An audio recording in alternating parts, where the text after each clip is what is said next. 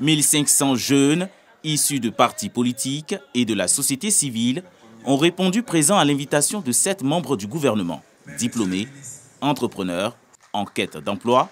Tous ont échangé avec la délégation ministérielle conduite par le ministre Mamadou Touré. Ces jeunes ont fait part de leurs inquiétudes et relevé des difficultés dans le domaine de la lutte contre la pauvreté, l'accès aux soins de santé, l'inclusion sociale et surtout l'insertion professionnelle. Face aux actions déjà engagées en leur faveur depuis une décennie, la jeunesse espère. Le premier besoin actuel de la jeunesse, c'est l'insertion professionnelle.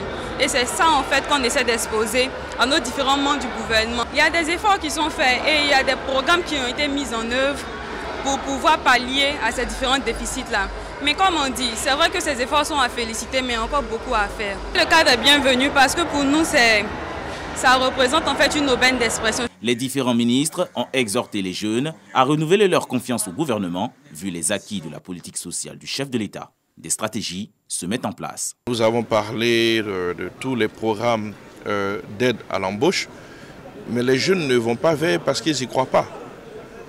Pourtant, ces programmes d'aide à l'embauche fonctionnent et certains jeunes ont pu, à la suite d'un premier stage, avoir un premier emploi. J'espère que mes collègues, à travers toutes les réponses qui ont été données, auront donc permis à ces jeunes d'évoluer en termes donc de compréhension de l'action publique en leur faveur. Déjà au mois de septembre à la rentrée, nous allons décliner toute notre stratégie en termes d'insertion, de services civiques, etc. Et puis j'espère que ce genre de forum va continuer.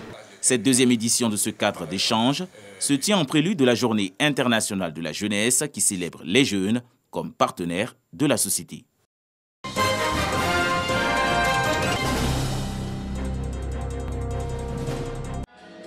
Madame Kamara Nekeita Mansaran, aujourd'hui âgée de 103 ans, est l'épouse de l'un des 8 prisonniers détenus par les colons en 1949 à la prison de Grand Bassam.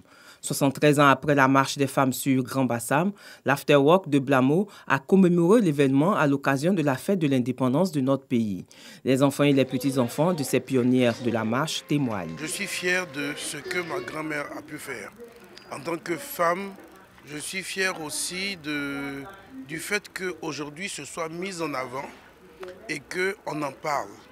Parce que depuis 1949 jusqu'à aujourd'hui, on n'en parlait pas.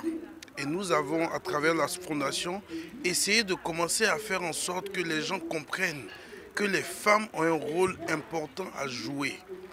À la maison, nous avons toujours raconté cette histoire, ce combat de mon grand-père, ce combat aussi de ma grand-mère pour le libérer de cette prison. Pour moi, c'est vraiment la personne la plus inspirante. La fête de l'indépendance de notre pays, ce 7 août, a donc été l'occasion pour Blamo, plateforme de partage, de réseautage et surtout de développement de la femme, d'échanger sur le thème « Les femmes de l'indépendance à nos jours ». Le témoignage le plus émouvant, ça a été la lutte de ces femmes sur Grand Bassam et de se rendre compte qu'on a encore une survivante parmi nous. Ça a été un moment d'émotion et de remise en cause parce qu'on se dit aujourd'hui, quels sont nos challenges? Invitée spéciale de cette 4e édition, la ministre de la Femme, de la Famille et de l'Enfant a partagé son expérience et a entretenu l'auditoire sur l'autonomie de la femme et la mise en œuvre de projets de société. Il faut toujours se battre, il faut persévérer et il faut surtout reconnaître ce qu'on peut faire, ce qu'on ne peut pas faire et avoir cette culture de toujours apprendre. L'Afterwork de Blamo offre notamment à chaque édition l'opportunité de développer le leadership de la femme et de donner une plus grande dimension aux activités professionnelles et entrepreneuriales.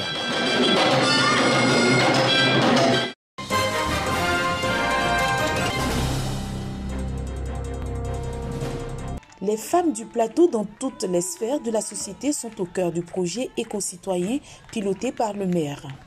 Ce 7 août, jour de la fête de l'indépendance de la Côte d'Ivoire, retrouvailles de toutes les femmes résidentes de la commune autour des valeurs de cohésion sociale et de la promotion de la paix.